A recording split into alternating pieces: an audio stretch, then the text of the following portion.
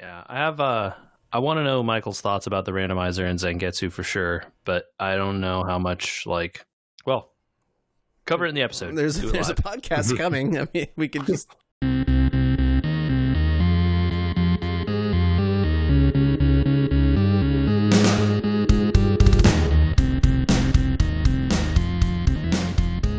do it. We could just do the podcast. Do the things. We could just do episode 207 of We Were Gamers. I hope you guys are ready because we're going. Hello. Hey, All in. How's it going, Michael? I just want to kick things off by wishing a happy 15th anniversary to friend of the pod, Leroy Jenkins. No, really? Today. what? Today? 15 years, yeah. So the consensus is that was staged now, right? I don't know how it could not be staged. Well, it just seems so panicked at the time. Like, the camera work wasn't very good for a staged thing. But then again, that was 15 years ago, I have to remember, I guess. I mean, it's one dude videoing a raid, Yeah. Yeah, but nowadays you'd have, the whole raid cutting their footage together, right? Sure. Yeah. But, Everyone is 15 years ago, tech-savvy. if you had one guy running fraps, your guild was legitimate. You know? Dang. That's a callback to all you people. You know, someone told me yesterday, they're like, we should get on Vent. And I said, have you been on the internet in the last 5 years? You know, I had Ventrilo installed for a really long time because I still played WoW. And then someone on our WoW guild was like, why are all you people using Ventrilo? This software sucks. Yeah. And someone has to pay for the server and all this. It's here's a free one named Mumble. It does the same stuff, has a better interface, and is free. Everyone was like, what? And then I kept that installed for a really long time, and I stopped playing WoW. And then all of a sudden I was like, I don't need any of these things. And Discord exists.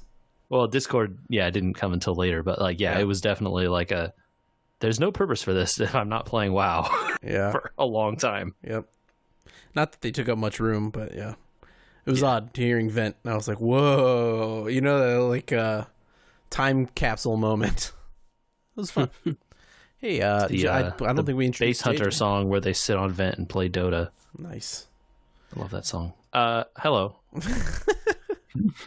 I'm Andy. We're here. This is now a Halo 2 podcast. Woo! Wait. I mean, it's not as of the time we're recording this, but it would be by the time people are hearing it, probably. Ooh, time travel. Yeah. Halo 2 is going to be out this week. I didn't think I would be excited about a Halo 2 re-release at any point in my life. Literally, right? I've decided years ago, I assume everyone else here on this podcast decided years ago, I'm done with the Xbox. I don't. There's Gears, there's Halo. Don't get mad at me if you own an Xbox and I don't know more things that are exclusive to those things.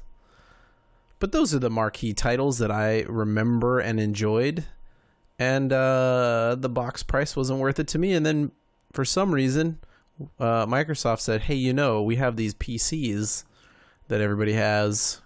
We could sell more games to people that have decided not to get an Xbox.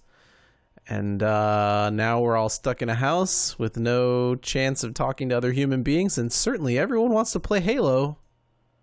I want to play Halo. Are we already playing Halo since this is the future? We might be. Who could say? I mean, I can say, would you like to play some Halo? I was going to say, you're probably playing Halo. Yeah, I'm in, man. As people listen to this, we're playing Halo 2. There will be Halo 2 content coming. I think that game is probably going to be a lot of fun, considering our ending frustrations with Halo 1 and the last half of that game. Basically, everything about Halo 2 I remember being better than Halo 1. Mm-hmm. I remember playing the multiplayer way more because everyone wasn't mad about getting sniped from across the map with the pistol. I remember everyone being like, oh, you can use the alien guns now that you can pick up two weapons because the alien guns together are actually good. Yeah, 2 of those plasma rifles are pretty dang devastating. Even dual needlers is worth using not like it's good, but like if you had that, it's better than like one single gun. I'm gonna have to get back my old reflexes of SMG switching. Because they didn't add the battle rifle in Halo 2, right? That's Halo 3? Halo 2... Oh, no.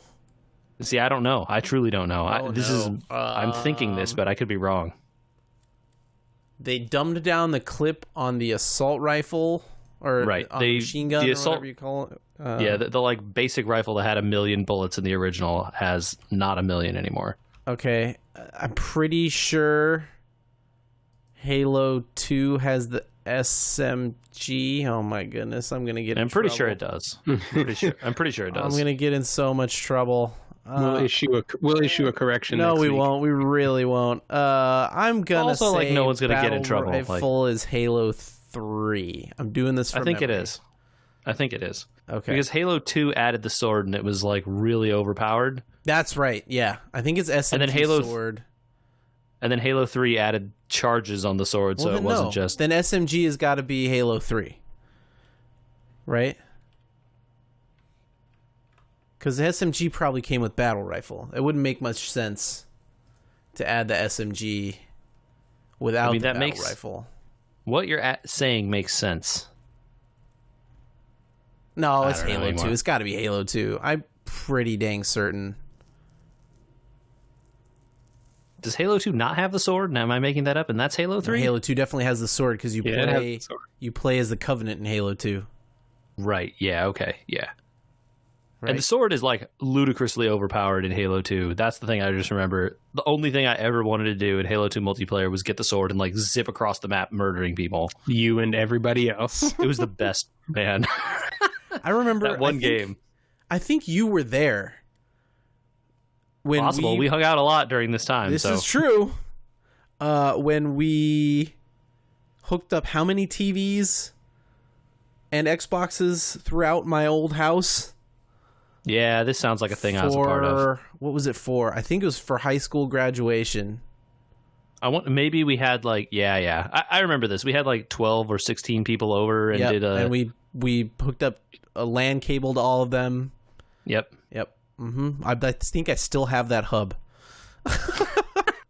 The only use for that hub being this. Nothing else. You know, that hub might come in useful now that I have so many old consoles. I don't have to put them all on Wi-Fi. I could just plug them all in. Okay, I mean, like this Wii U. Oh, the Wii U can't do it, but the Wii U. Yeah, the Wii U. What else do I got here? I got a bunch of things. Doesn't the Wii here. not have a network port? No, it totally does. I'm pretty sure because it had an online store. The Switch doesn't have a network port. You have to get a dongle. You're right. Yeah. Okay. Well, anyway, Halo 2, good game. Okay.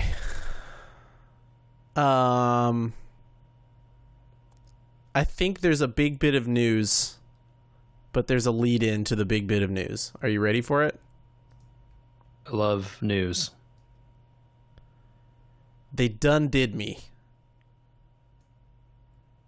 Done did you wrong? I don't know about wrong. You guys tell me. I can't say. About a month ago, the sales on video games started, where everyone starting their own bundles of, hey, you're at home playing video games, enjoy this discount, buy our game. Yep. To wit, I hath declared to JJ, this Civ 6 bundle includes every single DLC and side thing and the 2 expansions for the price of the base game. Do you believe, just like Civ 5, that they are done after 2 expansions? To which I answered yes, because after Civ 5, they were done after 2 expansions, and they put out a bunch of DLC, which this game already had. I confidently clicked the buy button. They done did me. Today, they announced Sid Meier's Civilization 6, the New Frontier Pass. Is it really that long, the New Frontier Pass? It's called New Frontier Pass, but like, you know, anyway, you could put the in front of it if you want. I mean, you should put the in front of it. It's called New Frontier Pass. That's worse. It shouldn't say. It should just be Frontier Pass, and then I'd think like it's all about like crossing the Kansas plains or something. Or just call it New Frontier. Do you need the pass? No, you can't call it New Frontier. That's already an expansion. No, it's not. Yeah, it is from Civ 5. Isn't it? No. There's a Brave New World. Okay. There's Gods and Kings. Okay. And I think that was it for Civ 5. What am I thinking of? New Frontier. I don't know what you're thinking of. Maybe there's a Civ 4 or Civ 3 thing. I don't know.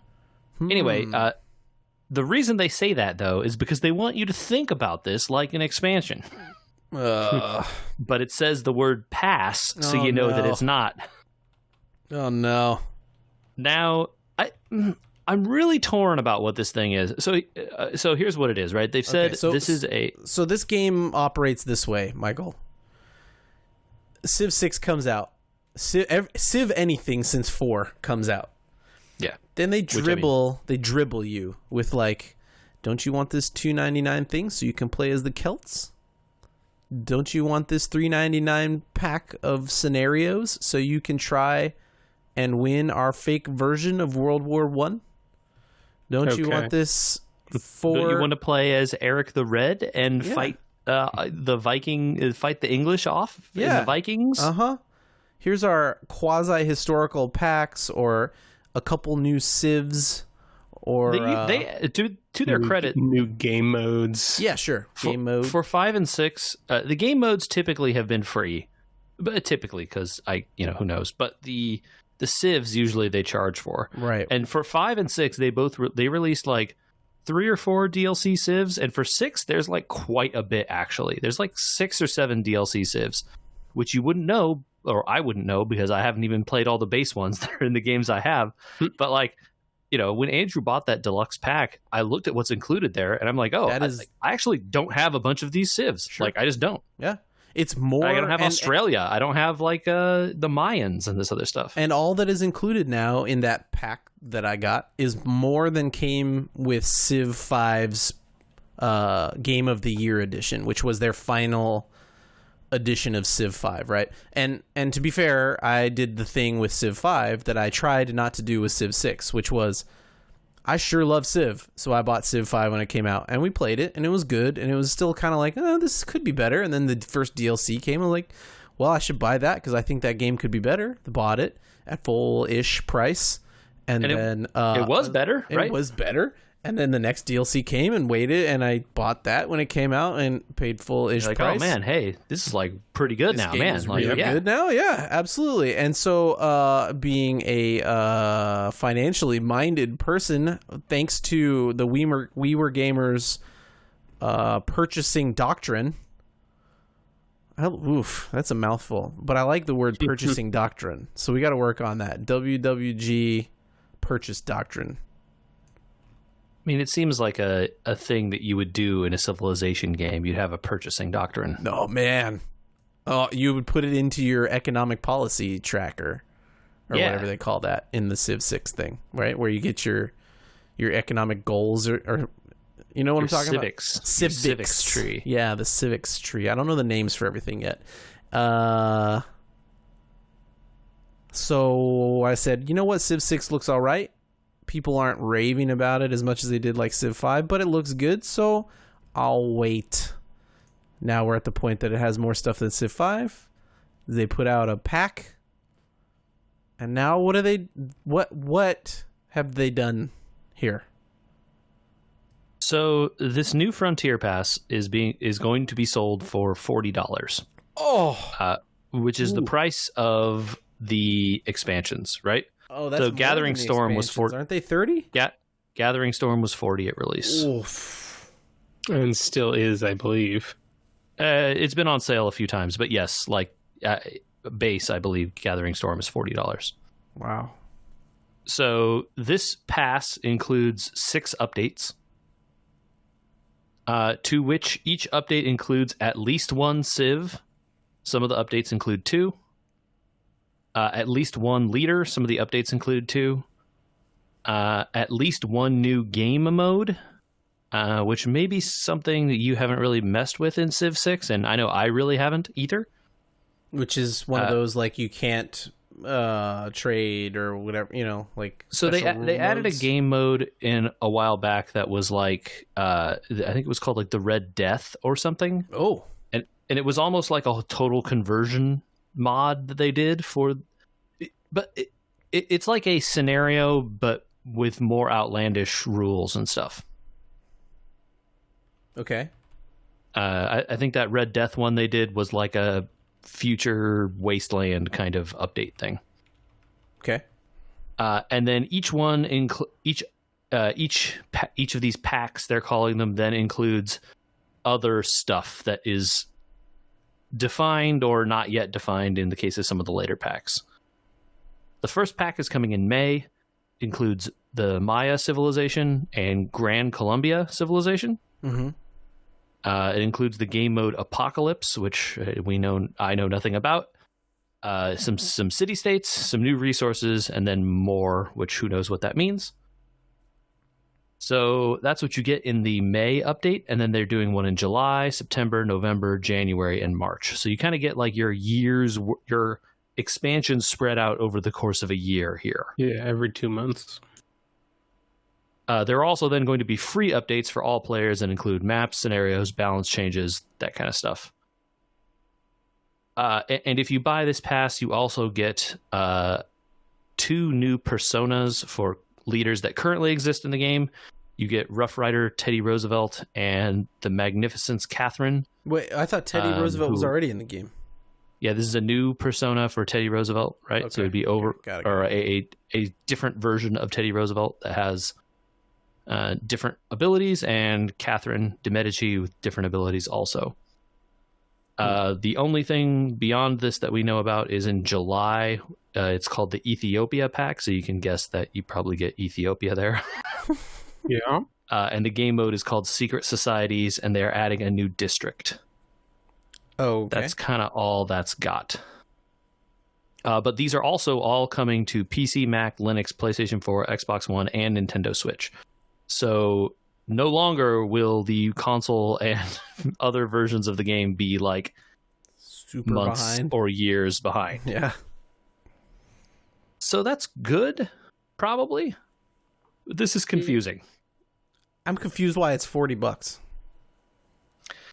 Yeah, the argument I've seen is people saying like, oh, this is the same stuff you would get with an expansion, but spread out longer. To which I would argue, actually, I think this is in some ways more, but in some ways less than what you would get, right? This is way more civs than you would get in an expansion. This is the interstitial stuff they would do between expansions. Like, this is the stuff that would be DLC normally. Right, $2 a pop.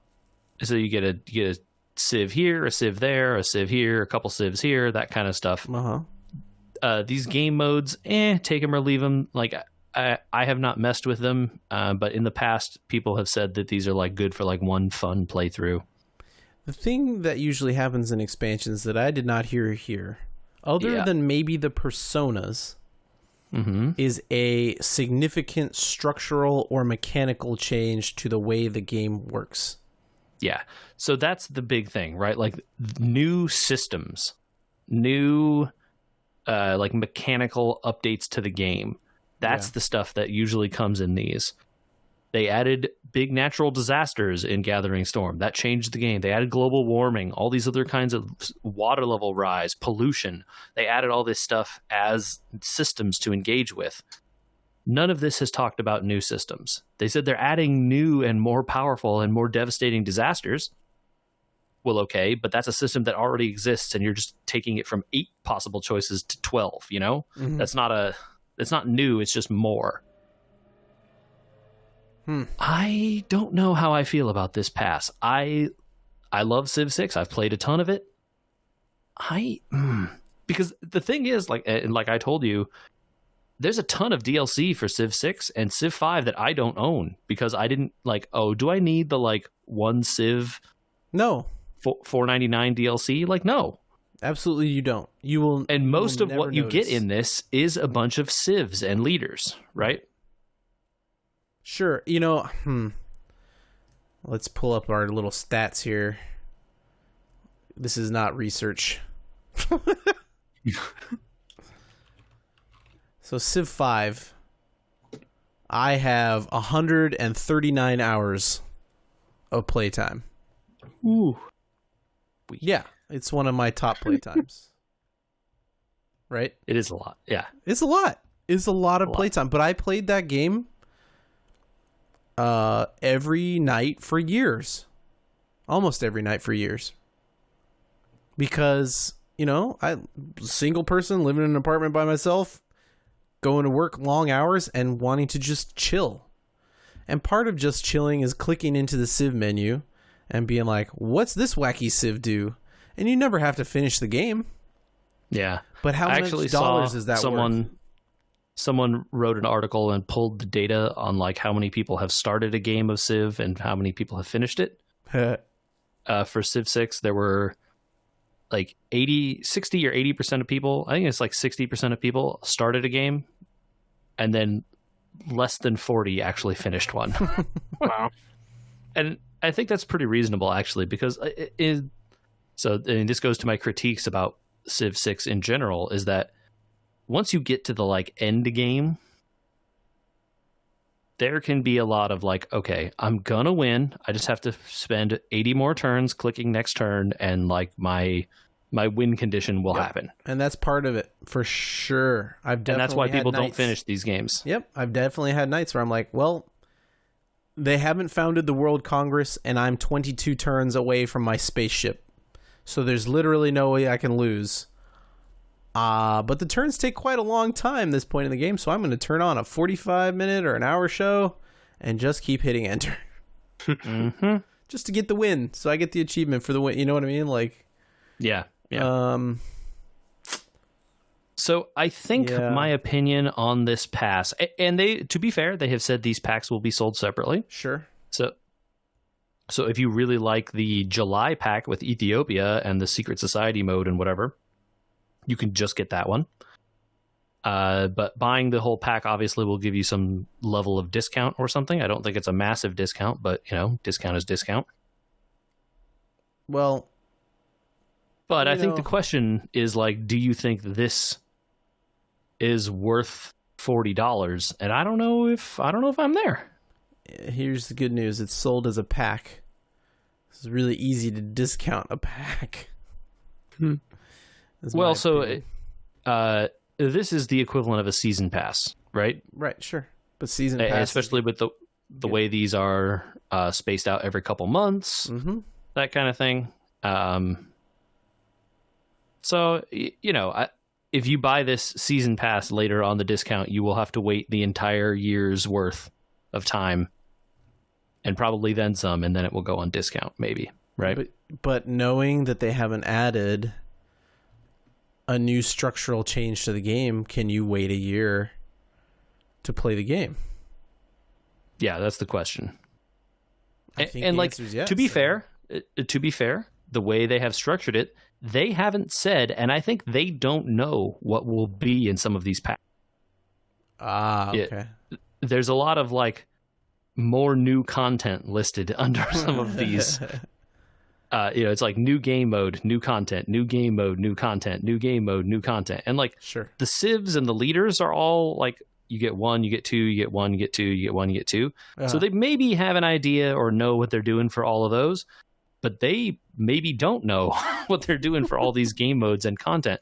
What is new content? I mean, this one is adding a district. I would say adding a district is potentially consequential. Sure. Okay.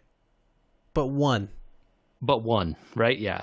If the one district is like the airport district, who cares? Oh yeah, it's like I don't know if there's already a religious district. You would have to answer this question for me. There's a holy site, yes. Okay, so I know there's a college. Yep, there's district and a military district. Yep. There's probably a manufacturing district. There is. Yeah, there's a spaceport district. Shopping. Those are typically part of the commercial district, Right, the market, right? Yeah, the production district. the city. Yeah, center. I guess there's no districts for just gold. So maybe it's a gold, but does a gold district make me want to play the game? No, right? Right. And like there is an airport district and there's a spaceport district.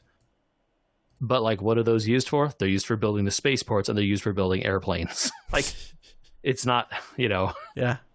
The harbor has some like trade route stuff and some fishing boat stuff, but then it's used for building ships. Right. So like adding a district, but if the district is used to build like giant robot district, like I want the giant robot, but also if that's all I'm doing with it, that's not a consequential change. I would love a what would you call it? A kaiju battle mode in that game. So I think the chance that the most interesting stuff about this is those game modes is likely to be high. Right? I mean, the civs are the civs. Like, you either want more civs or you don't. Great. Sure. I saw people on the internet were super excited about Gran Colombia because I guess that's like a really important Latin American nation thing, even though it only existed for like 12 years. And the leader was apparently very popular. Okay. But like, I don't need more civs in my civs since I haven't played a bunch of them currently. Like, it doesn't, I don't know that it adds a lot for me personally, but I could see if you played like 1,000 hours of this game already and you're like, oh, what is this apocalypse game mode? That sounds rad. Like, maybe that's the thing. And if maybe some of these new game modes are cool, it would be worth picking up. I know personally that there are people whose only game is Civ. Yeah. I mean, these games are deep enough and long enough that you could be that person, right? I have been at certain points in time. Okay. Yeah. Now you got me all hopped up. Can we talk about Civ 6 for a minute? I love talking about Civ 6. Do you? I loved talking about 5. I don't know if I love talking about 6. I don't know if Michael's going to stand us talking about Civ for much longer. That game looks like Civ 5 with new stuff on it. Well, I mean, yeah. I've been playing a little bit of it. Okay. They added civics, right? Which is cool. So they, to put civics in context, it's a tech tree for it's a tech tree for social policy as opposed to a tech tree for technology. Right. You don't have to research democracy anymore like you did in the old tech tree.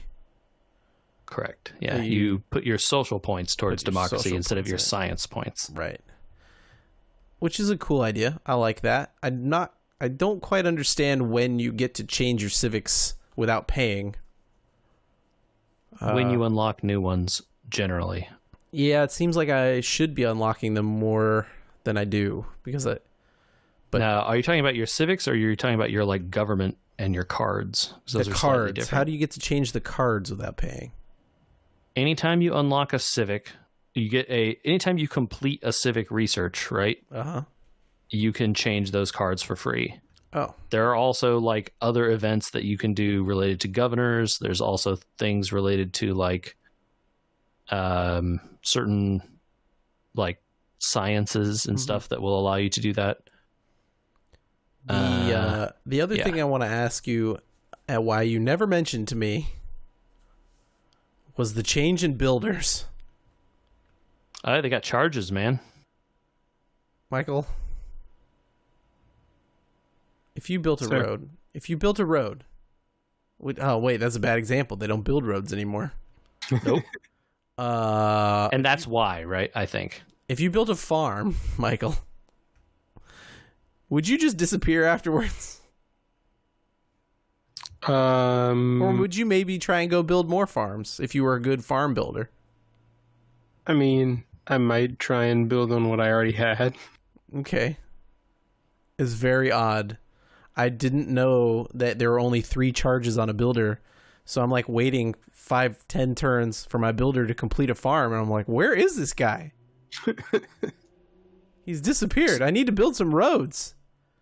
And that's when my multiplayer partner at that point in time goes, oh, so roads are built by trade routes now.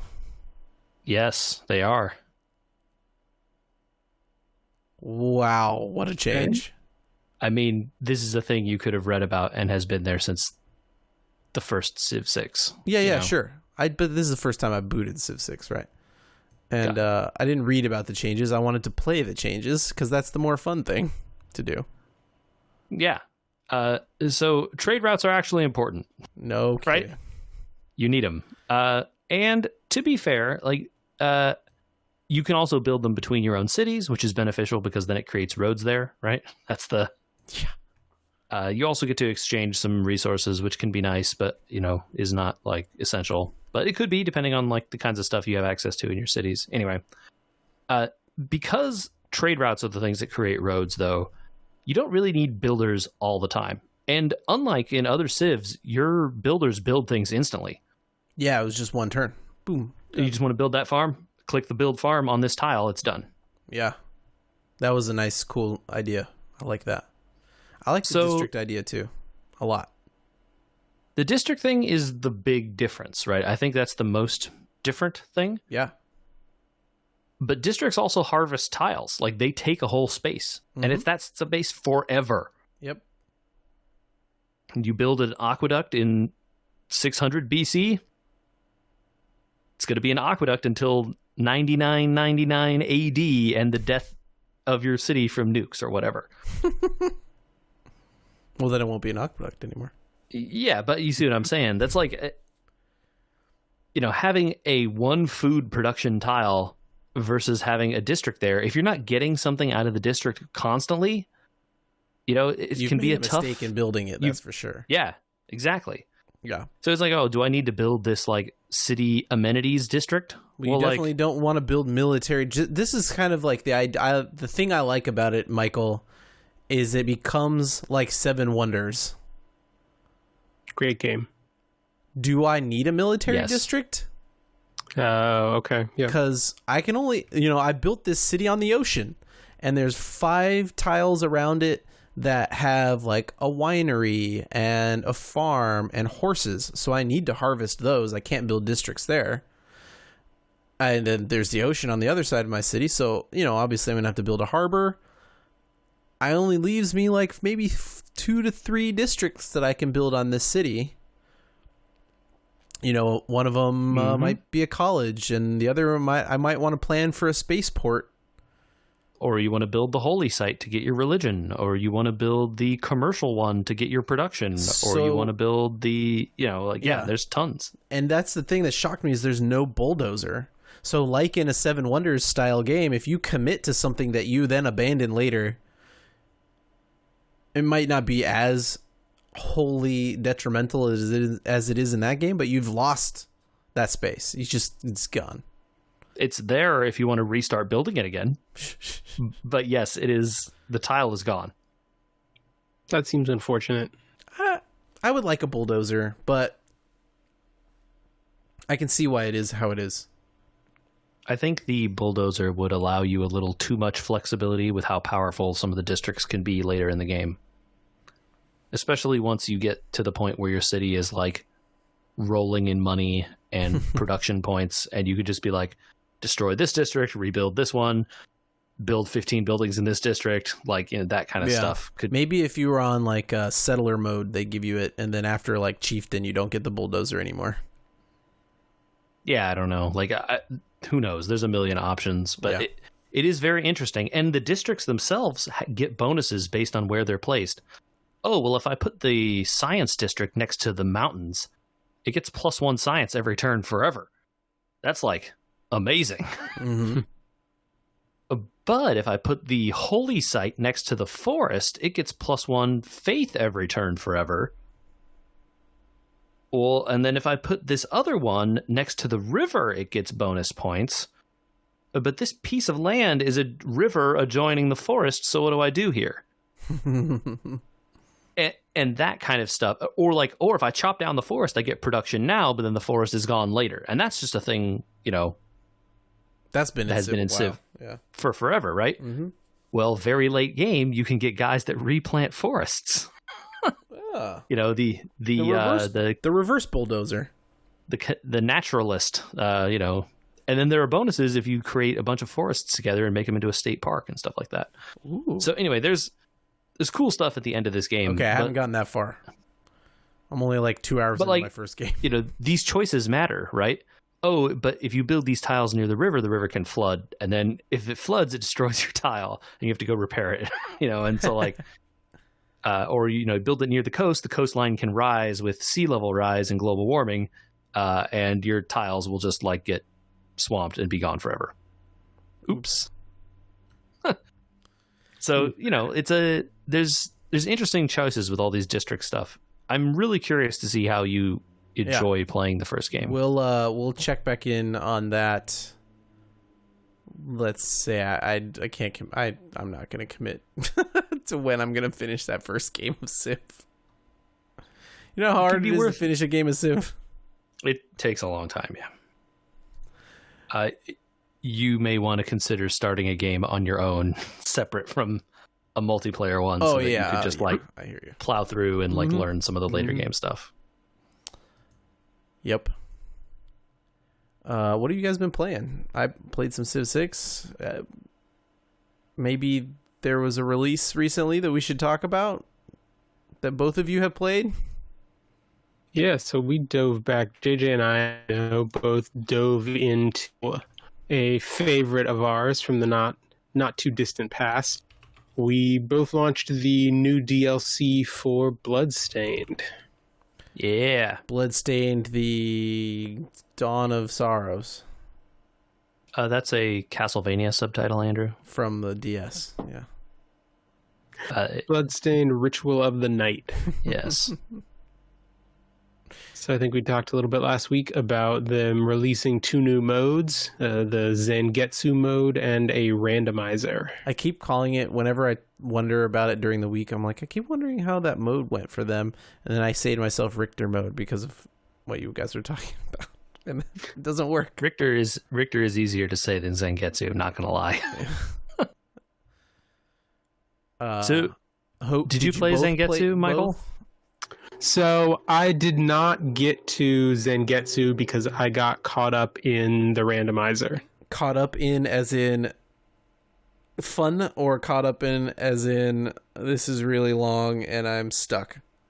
Well, as in that was fun. My experience. So yeah, JJ and I had opposite experiences a little bit. So I went into it and decided on my first run, I'm just going to turn this up to 11. I'm going to turn everything on all the way up to total chaos and just see how I do with it. Chaos. That's what I did too.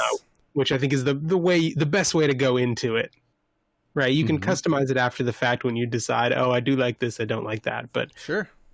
Yeah, turn it all the way up and hit start. Okay. So there are 2 or 3 things that you need to be able to get to the true ending of the game. So one of the things that you can randomize is your goal, and you can set it for one of the 3 different endings. So if you want the very last and best ending, there are 2 or 3 items that you need. You need a particular sword that you get from Zangetsu. You need one particular shard that lets you warp through walls. And then you need some way to get past some of the obstacles. In the early game, you get a manipulate shard that lets you move objects. And if you have a way to get past that, whether it's with the double jump or the high jump, you can get around needing that. So a couple things you need. In my run, I got the sword within the first maybe 10 minutes, and I got the 2 shards that I needed with abilities within probably an hour and a half. So I hit go mode at the 90-minute mark. Whoa. Okay. And from there, it was just me sort of playing around because I was having fun just discovering, what items can I get from where and how much of the map can I explore with what I've been given. So I didn't make the run for the ending yet. So in contrast, Oh, I set the settings also to total chaos. For the first, let's say, 2/3 of the first area, I didn't have a weapon. How does that work? Press the punch button, does 1 damage. Oh no! And it maybe got to 2 after I leveled up a couple times. Oh no! Because none of them dropped swords. I was getting crafting materials. I had armor. I had like really good armor. I had the armor that made me invulnerable to traps and stuff, which you get like way later in the game. Okay. But yeah, I had that. I had a bunch of like cool accessories, but no weapon, no swords, no spears, nothing. I had a magic shard that I could cast once, and it used my entire MP bar. Which was nice, but it did like 40 damage, and like maybe that killed 1 enemy, but there's like 5 guys. Right. So you did a lot of running. Well, I know you could beat them. It's not like it was like their attacks are not that hard to dodge. This is the first area of the game. Okay. Like, you know, you're out of this area in less than an hour in the normal game, right? Fair. And so finally I get a sword drop, and then, you know, things move along swimmingly from there. But I didn't get any ability drops for like another 2 or 3 hours. I was just normal jumping. I didn't have a double jump. I didn't have the high jump. I didn't have the thing that lets you push and pull the objects. I didn't get the wall thing. None of that stuff. The first thing I got was invert. Oh. Which is cool, and you can do a lot of stuff with it, but there's not Lets you kind of run on the ceiling or something. It literally flips the castle over. Yeah. Nice. So that'll let you, like, you know, bypass stuff that you need double jump for, right? You just invert, walk up to the ceiling, walk over, and re-invert and fall down. Okay, like, but that doesn't help me in the places where I need, like, to get past the objects, or the places where there's literally a guy looking for a specific thing. You know, or like where there's an open-ended ceiling that you can't go up through, right? So I feel like I got like some, like, that definitely helped somewhere, but then I kind of like ran out of ideas. Like, where am I supposed to go now? Like, I forgot where the bosses were. Like, you know, some of this is my fault, right? Like, it's totally my fault. I got a ton of weapons at this point. You know, I had crafted a bunch of like random food drops and stuff. But like, I didn't know where to go next. Like, I didn't remember how to play the game, and like not having the right progression mechanics made it feel like all the places that it was obvious I was supposed to go were the wrong places. Yeah, because things that are supposed to be gated to guide you to, oh, this is where I need to be next because I can't get through this gate, are no longer really relevant. Well, and then also I'm left with like, oh, do I need to like farm this enemy to get a drop that's the one that I need? Yeah, see, so that's the other thing, is that when you turn the randomness all the way up, the shards that you need for abilities usually drop from either special pedestals or from beating bosses. But now when you mix it all the way up, they can drop literally anywhere. And so then I'm like going back to every room and being like, do I want to kill 15 ghosts here to see if the shard they have is the double jump that I need here? And then I just eventually at some point was like, you know, no, I don't want to do this. At some point I'm going to have to farm 500 like 1 HP enemies or 10,000 demons to get the sword that you need. And and so then I just stopped. The nice thing, so one of the my nice fault for turning it all the way up, right? Like, you didn't need to play that way. Yeah, and so you learn what you can dial the customization down on to make it more enjoyable for you. Yeah, so like I should have gone back and like looked at it and been like, okay, I just want to fight the bosses here. Let's make the boss drops randomized, but not like, I don't want the boss. I don't want the progression items to be from like the random spuds, you know? Oh, okay. Right, so maybe mix the items up, but leave the shards where they should be. Yeah, or like mix the boss shards up, but not the regular shards or something like that. So, you know, I mean, hey, it was fun. I enjoyed playing it again. And I did play a little bit of Zangetsu. which, man. So you didn't really try it, Michael? No, I did. I watched a couple of speed runs with Zangetsu, though. Speed runs with Zangetsu mode. Yes, it's actually. I mean, JJ can speak to this more, but it's actually kind of designed for that. So the Zangetsu mode has no NPCs. Zangetsu mode has no quests. It really has no like item drops. Okay. I guess that's not quite true. It does drop some stuff, right? Like food and hearts and that kind of stuff. No, not really, huh? Because you use MP, you don't really use hearts. Mm-hmm. So there's not a lot really going on. Like it is a pure combat game mostly when you're playing as Zangetsu, right? There's basically no story anymore. And Zangetsu's moveset, just like when you start the game, pops up in a big screen. It's just like, here's a list of moves, like a fighting game. It's like forward X does something, and like down A, and like, you know, back forward, dragon punch Y, and kind of stuff like cool. This. Yeah. And like, you know, Michael, you played that game. You remember all those moves the boss Zangetsu was using on you? Yeah. What if you could do them by pressing buttons in the right combination? That would be awesome. He has that like backwards float move where all the fire shoots up. Yeah, yep, you can do that. You can press the one where he holds his sword out in front of him and parries you. You can do that. Mm-hmm. The one where he shoots a chain and zips over to the enemy. You can do that. He can do all that stuff.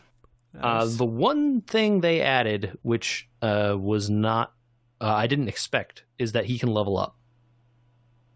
Okay. Which, thank God. Is he a little squishy to start? He is a little squishy. If you stay on the difficulty curve, maybe, it's not so bad. But because Zangetsu has all this movement available to him, like he double jumps out of the gate. He can do this, like he can do this slide move in midair. He can do all this stuff like directly from the beginning. So there's a bunch of stuff that is gated by like doing certain things and certain moves in the game that's just available to you from the start, right? There's a big blood pool or whatever in the beginning of the game and you can't get through. That's just gone. You can just go down there.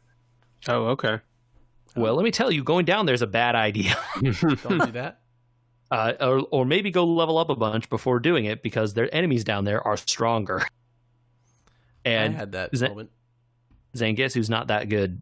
You know, I mean, his skills are powerful, but you know, maybe get good with them before going to those places. Yeah. So we talked about this a little bit, JJ, when you first started playing, and I don't know if you got a chance to look into it. When he levels up, do all of his stats go up? Yeah, I didn't look. That's a good question. His HP and MP went up a little bit. Sure. I don't know if the other stats go up. I sure hope so. If the damage doesn't go up, he's going to be really, really, really hard by the end of the game. You're going to be fighting those last bosses for a long time. Yeah. And no one's built like a chart or anything like that? Oh, I'm sure someone has. I just didn't look. Oh, okay. Do you feel like there was a time when you were left out of your element there, Andrew? Yeah.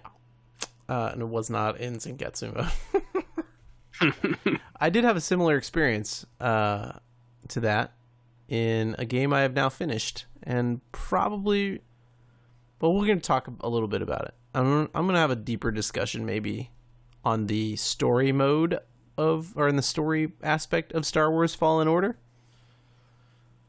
Star Wars Jedi Fallen Order or whatever it is. They should have just left Jedi out of it, but they had to do it because the word Jedi will sell 500,000 copies.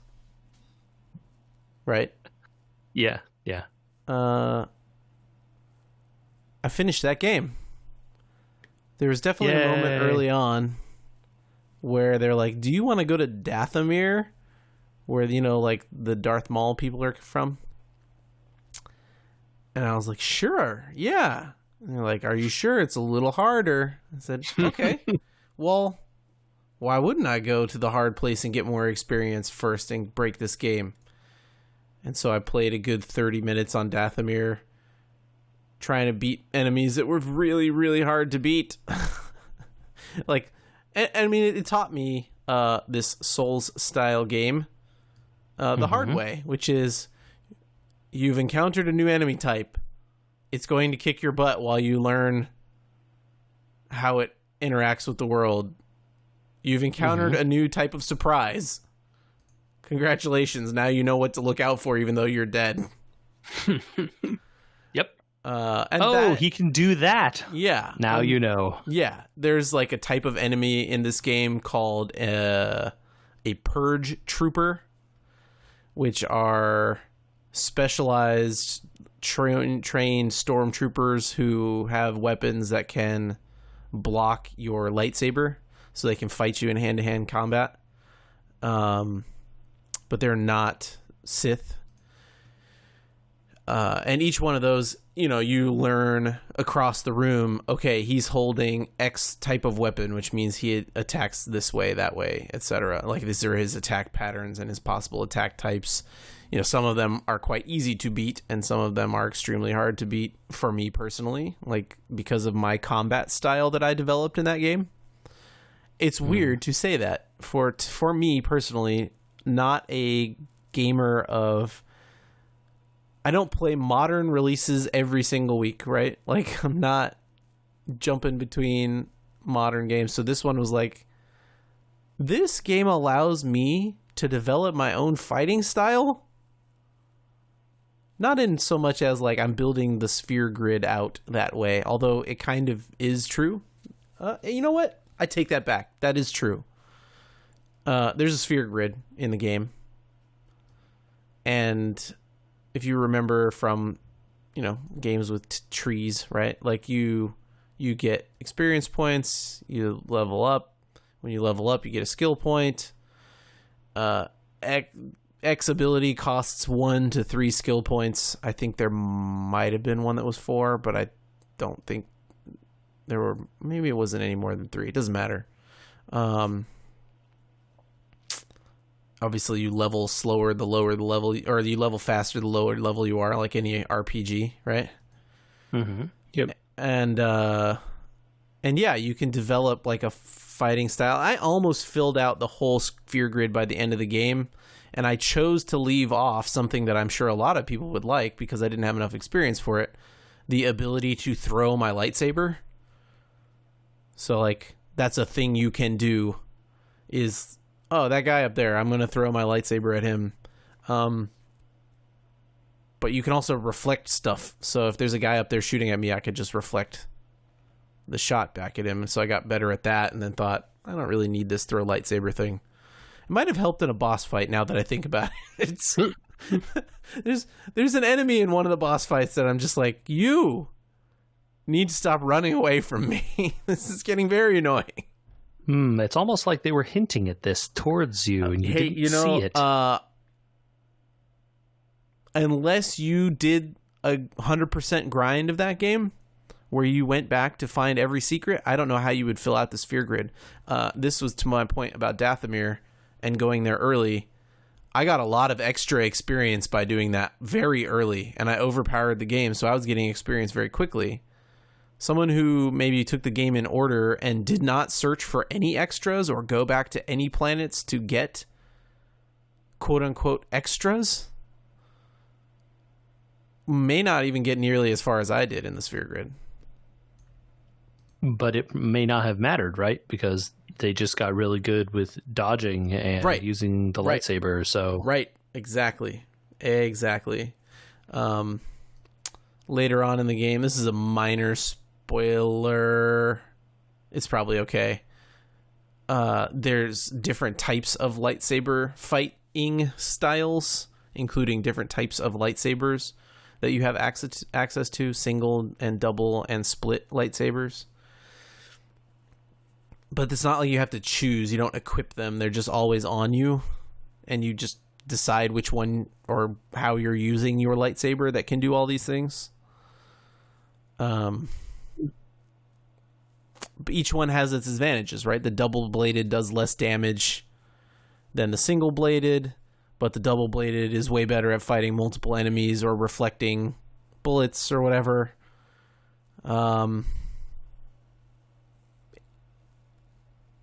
It's a good game, you guys. It's like the Dark Souls thing where a spear is good against guys that have a shield, and the big sword is good for guys that like to block, but then the fast little sword lets you run around guys and backstab. It's literally... It's the thing. It's the same game. Okay, so that's what I'm saying. So that's the thing. I've never played Dark Souls. I'm not going to probably. I have one Dark Souls game on my computer, so I'll probably try it. That's a lie. That game's pretty good. Okay, it's good though, but I like this Star Wars skin on. If this is truly a Dark Souls, I'm not sure I would stick with a Dark Souls to the end of the game unless it were skinned like this.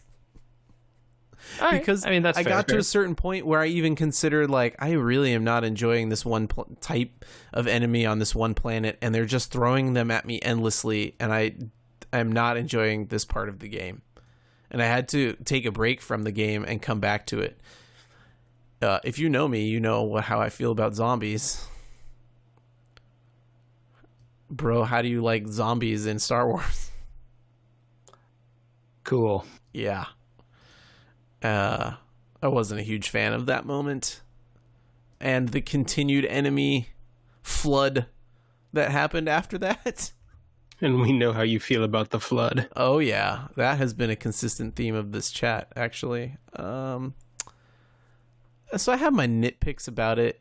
But as a Dark Souls aficionado, JJ, are things gated off to you based on abilities you get in Dark Souls, or is Dark Souls just about getting like more power and weapons, but you could go straight to the end of the game? So,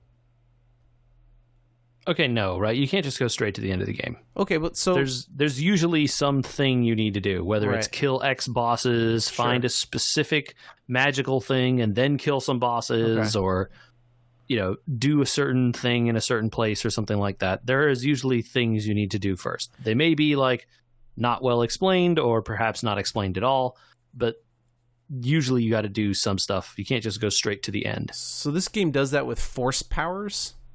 So like you'll get halfway through a planet exploration and then you'll get to the point where you're like, well, I need to go there. And then the game's like, actually you can't go here yet. You have to...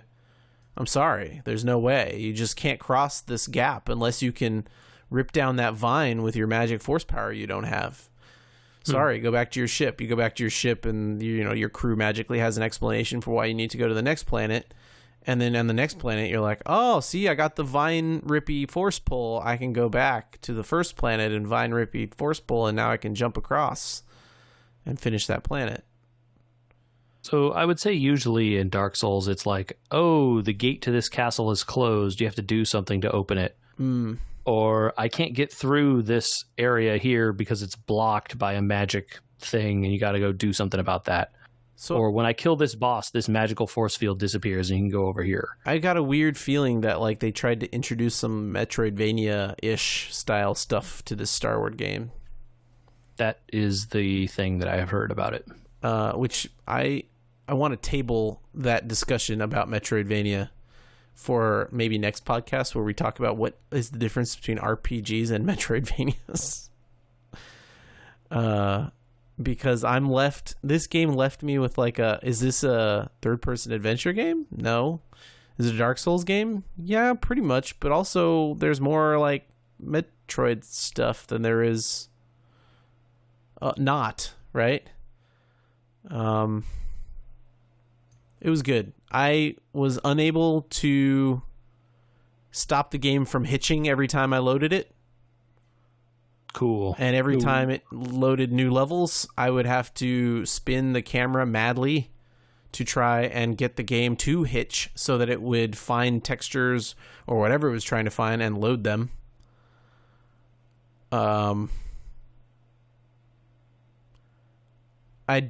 I'm not a huge... I get why they did no fast travel in this game.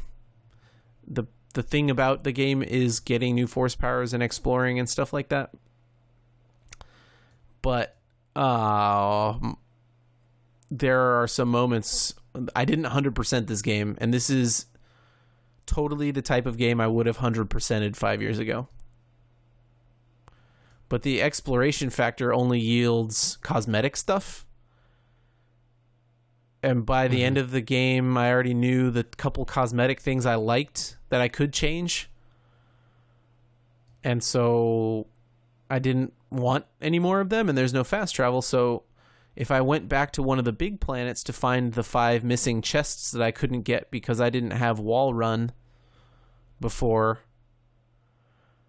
unless I looked up a guide and tried to remember every chest I'd already gotten, because there's no marking on the map or anything of chests you've already opened,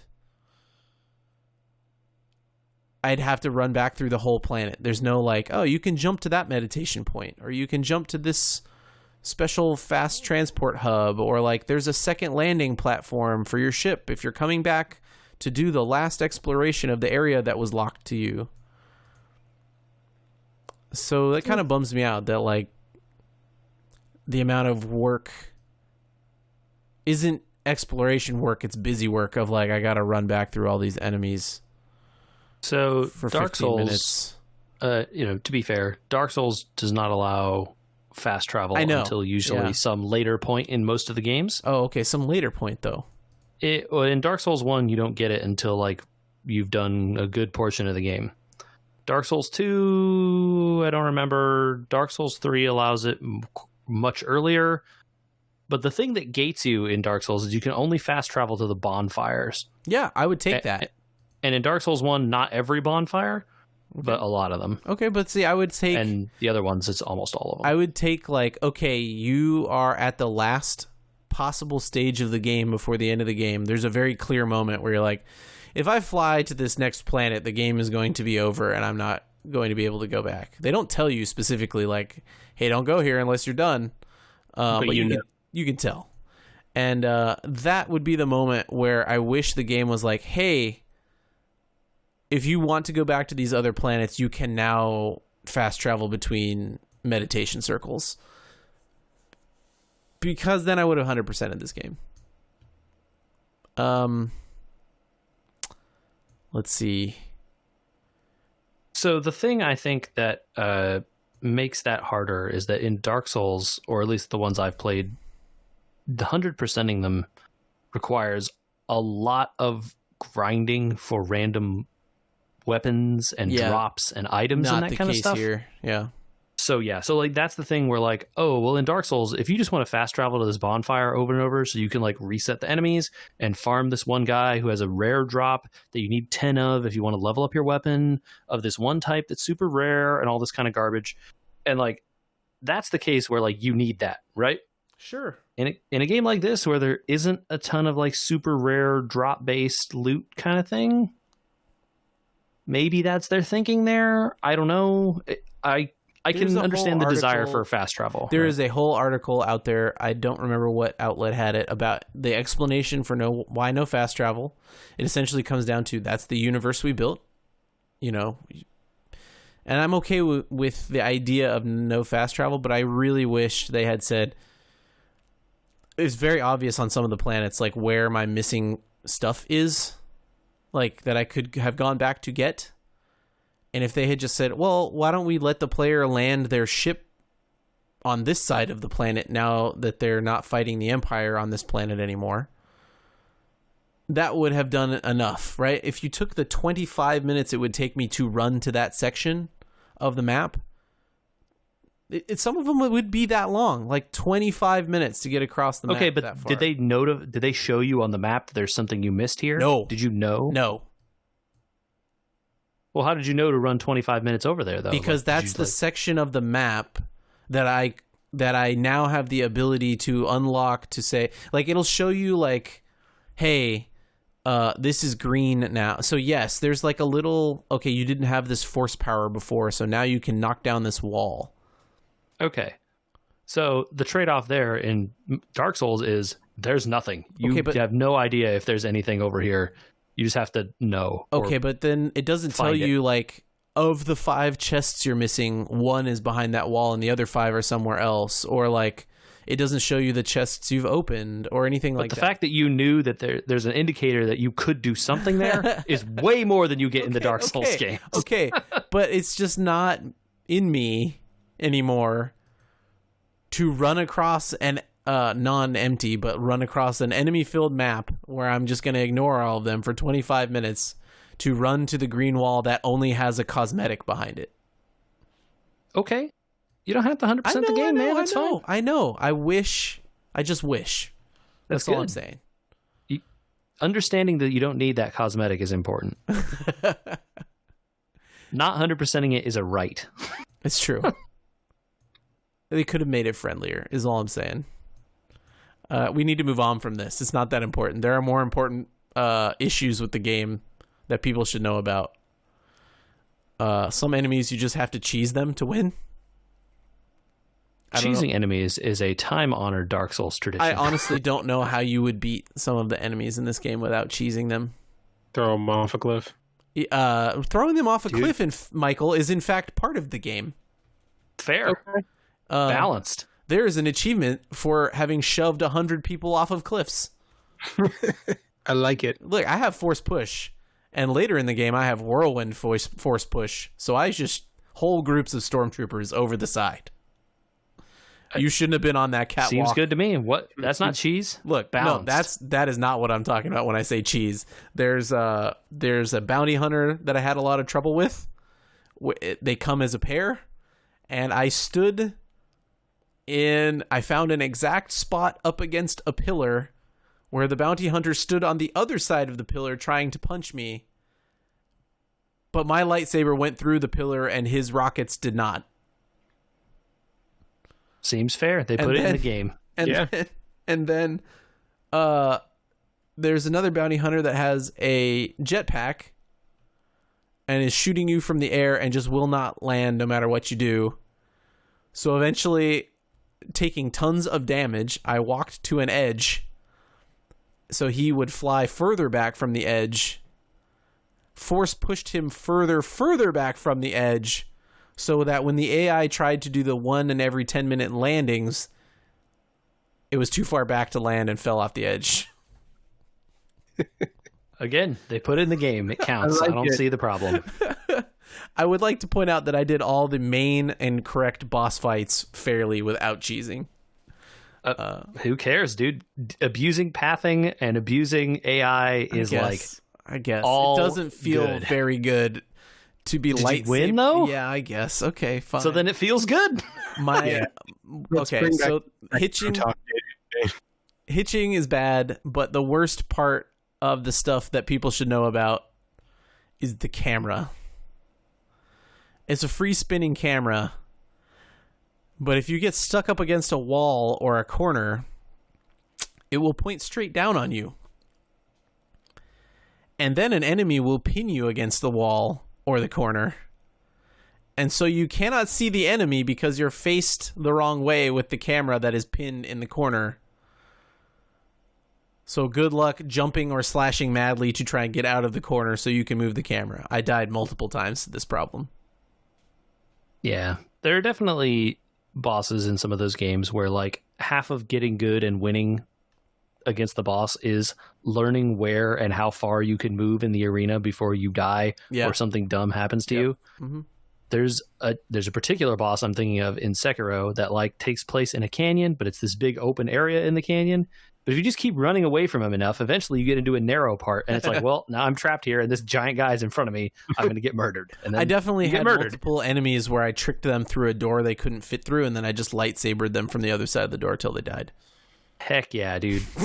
I do that all the time against giant enemies in Dark Souls.